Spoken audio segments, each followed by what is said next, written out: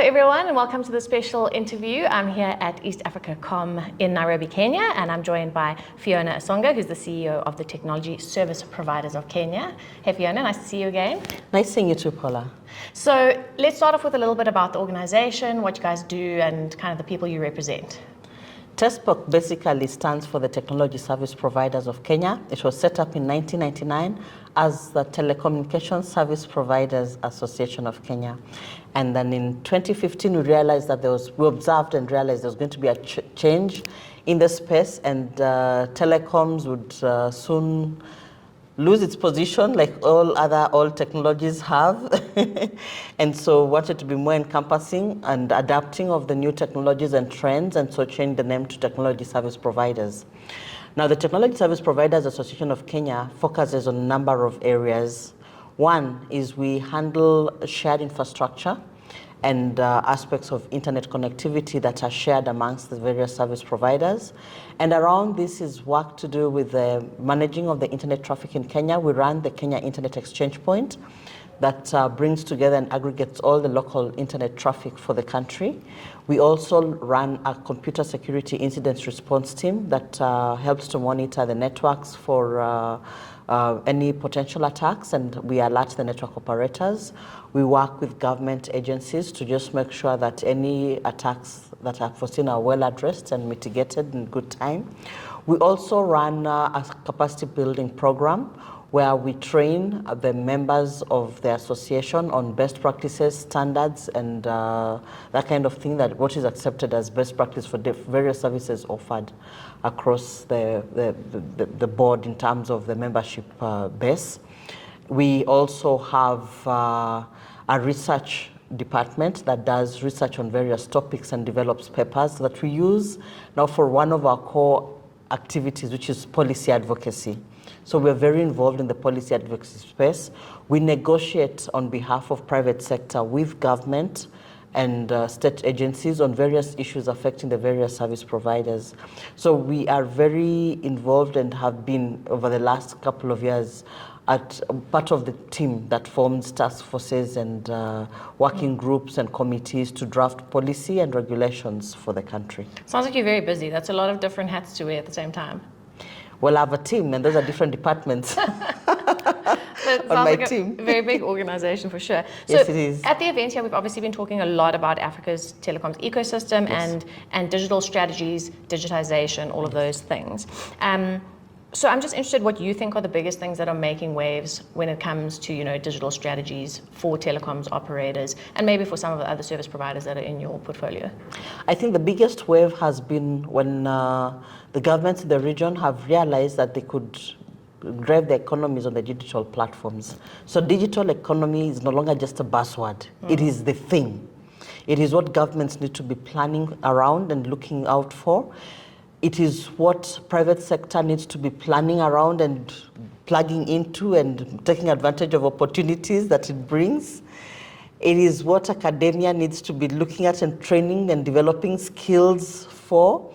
It is what regulators across the board need to pay attention to and skill up their teams on. Why am I saying all this?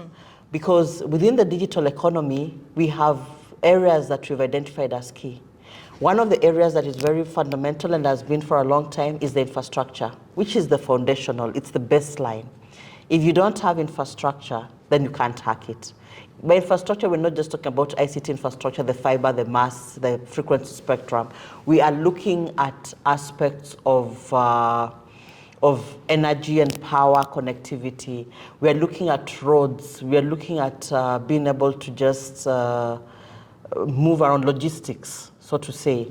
And so infrastructure in terms of energy, logistics, ICT becomes very critical. Data and how data is handled becomes very important, and how communication happens then also has an impact. And so with that, then there is changes that have to take place, because now ICT becomes a tool and not an economic sector, but a tool to be used to help other economic sectors go digital. And so there's a drive towards automation. And with that, of course, there's artificial intelligence, there's data management, data mining, and a lot of things that come into play around that space. And then there is the whole aspect of being able to just look at the opportunities of collaboration amongst the regulators. So there has to be co-regulation.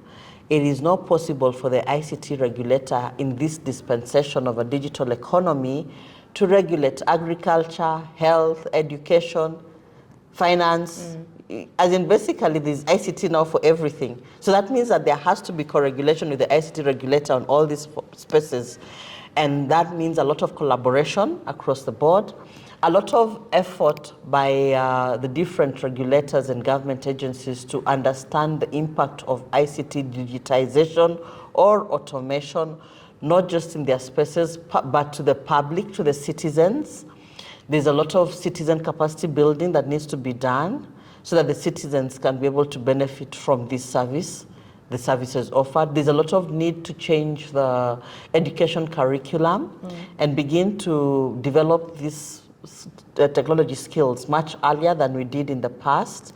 And I think this is the time when the African continent can leapfrog and move to the next level. Why? Because we have a young generation that is so innovative, that is developing so many new applications, there's so many startups, and we are seeing the entrepreneurial age starting much earlier in life than it did in the past.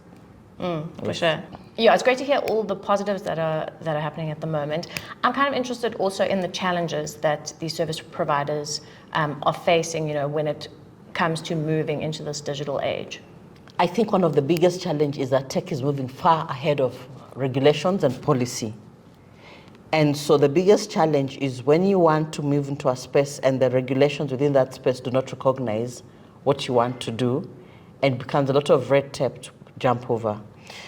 The other challenge that I think is happening is, and this I think is a pretty big challenge that governments need to figure out how they sort it out, the issue of financing of tech.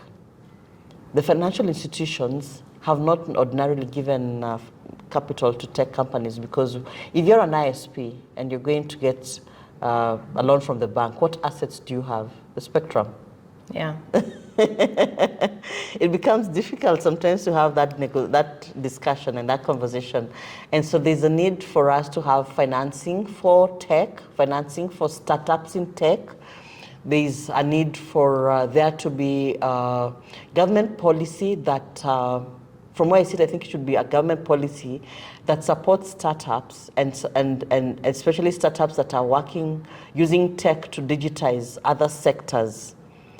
Otherwise, without that capital, it's not going to be possible for us to move at the pace we want, because then we're leaving the digitization process to the big tech companies, and those then become overwhelmed by the demand from governments and will not move at the pace we want them to move.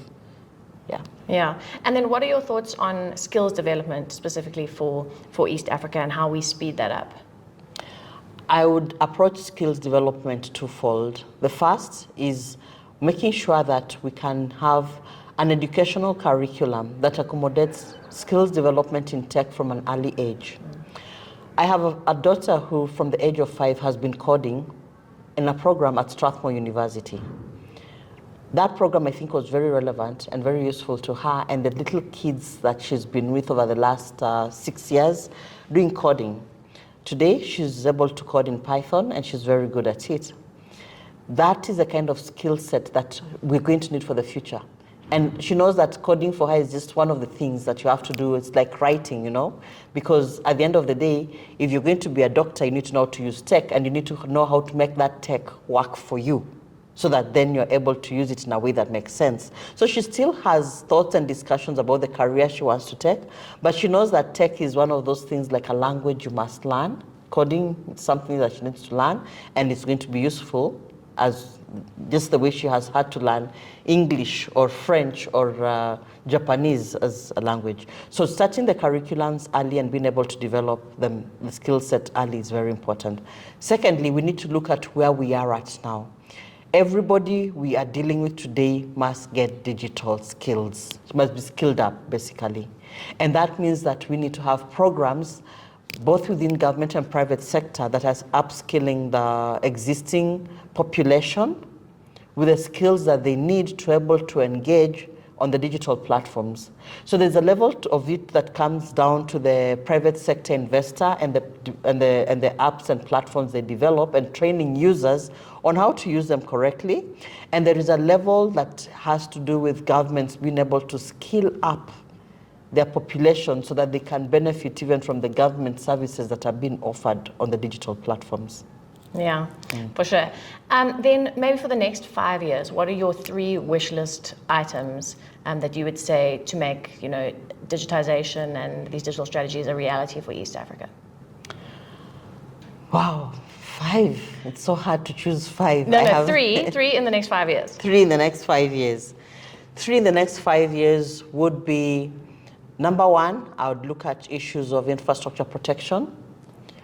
We still haven't gotten ICT infrastructure protected, especially in Kenya, like we do for electricity infrastructure or roads. If you damage electricity lines, you pay for them. There's punitive measures. You'll go to jail. You get fined. And you pay the cost of the damage. We do the same for water lines. But interestingly, we have this infrastructure that's supposed to be driving the economy, and we don't care about it. We don't do anything. We just let it get damaged. Road contractors come, they cut it. People building their houses, land that was idle, come and cut it. No one gives you anyone building just does their things. They never give you any notifications. We can't just build our infrastructure across roads. We have to pay way leaves for that, and sometimes the cost of the way leaf is pretty high. It becomes very expensive. And when infrastructure deployment is expensive, of course, the access and the use becomes expensive, which means then we are not achieving the all-inclusion goal that we would like to achieve with the digital economy. And so I would like to see infrastructure protected. My second would be having breaking on the red tape and having collaboration to facilitate co-regulation of ICT and anything else. That is still not happening, because the way we've written our law, which is based on common law in England, and looks and approaches sectors in silos. So it's so silo-oriented that it doesn't allow for sufficient collaboration, within the ecosystem. And so I would like to see that red tape cleared. And the third, I would like to actually see a large percentage, 90% of the population being upskilled for digital economy use. Yes. Okay, well, thanks so much. I like all 3 of those. I hope that they become a reality very soon. Thanks very much, Fiona. Thank you so much, Paula, for having me. I really appreciate it.